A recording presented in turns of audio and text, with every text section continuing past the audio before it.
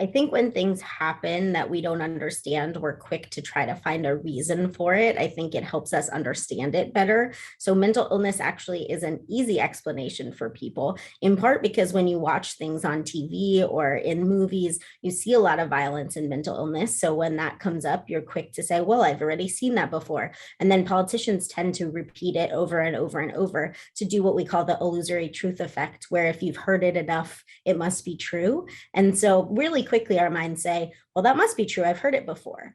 It also is an explanation that doesn't feel scary, right? Like if it isn't mental illness, then what is it? That means people can just be angry and hurt people. That means people hurt people for no reason. That means like racism can cause people to hurt people, or people might just not have a real reason why they hurt people. And all of those, I think, are less tangible for people than saying it's mental illness. If you look at the data, people with mental illness are much less likely to be the perpetrators of mass shootings or violence than they are to be the victims. If you look specifically just at mass shootings, the percentage of people who actually have a diagnosed mental health condition is really quite small.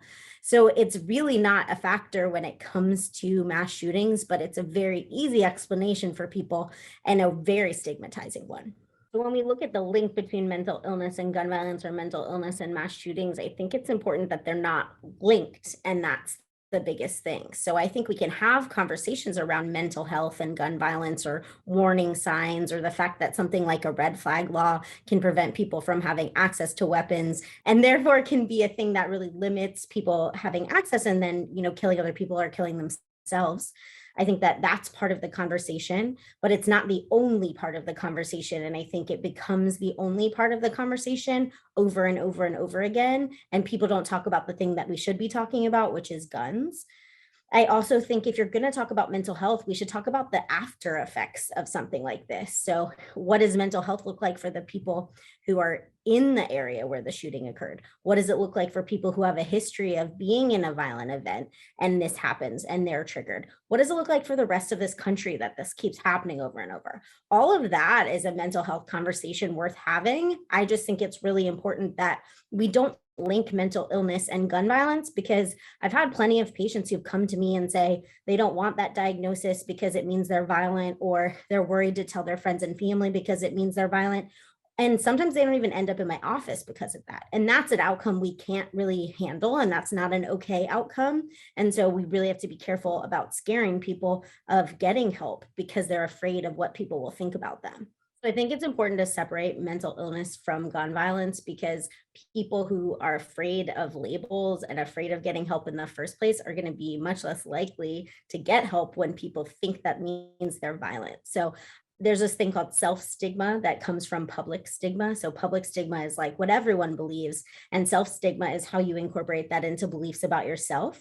And that happens a lot with things like this, because let's say the entire population says people with mental illness are violent. So then you get diagnosed with something, you say, well, I have mental illness, therefore I must be violent, right? And because of that, it can be really hard for people. It can be hard for people to make friends. It can be hard for people to talk to friends and family about what's going on. It can be hard for people to get help in the first place. And all of those are reasons why we shouldn't link them. And we should be really careful about the words we use when we're talking about it.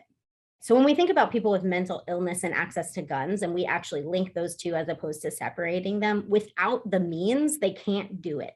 And guns are quick and easy means for people. They're also very dangerous means. So if you have access to a gun, particularly a gun that's intended for warfare, you can do a lot of things quickly, and you don't have that time to be impulsive and not act on it. So the reason when people are suicidal that we say take away any kind of weapons in the house is that if they feel suicidal, then they might get over it because you were there to comfort them, and they don't have access in the moment to something that could lead to a decision that might have been impulsive. Obviously, mental illness and suicide are more complicated than just an impulsive act, but it might be less impulsive and less able to be lethal if they don't have access to something like that. Red flag laws can prove that. So if you look around the country, anywhere that has a red flag law, which means they said you were a danger to yourself or other people, and as a result, the police can take your weapons, or you can, as a family member, ask for the police to take the weapons from you or not let you purchase guns. There are lots of ways this can be acted out in reality.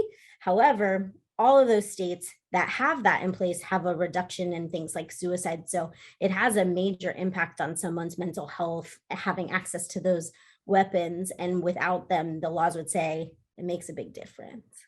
So I think as healthcare providers, I mean, across the spectrum, people taking care of people who come in with gunshots to people like me who are taking care of the mental health of people.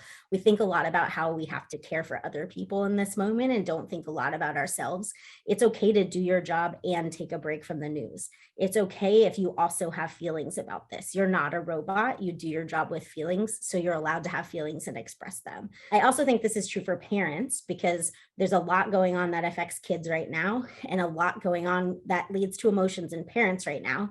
If you're a parent and you have a kid, I think it's important that you talk to your kid about what's going on and don't ignore it. How you talk to them is really up to you, but I think staying in emotions is really important, not invalidating their experience, giving them space to ask questions, giving them space to know that you're there. Sometimes kids don't want to talk about these things, and that's okay, but you can ask to check in later. You can ask to be there if they need help in the future, but just, telling them it's there, telling them you're there, telling them they have someone to go to, I think is very comforting and is really important in times like these.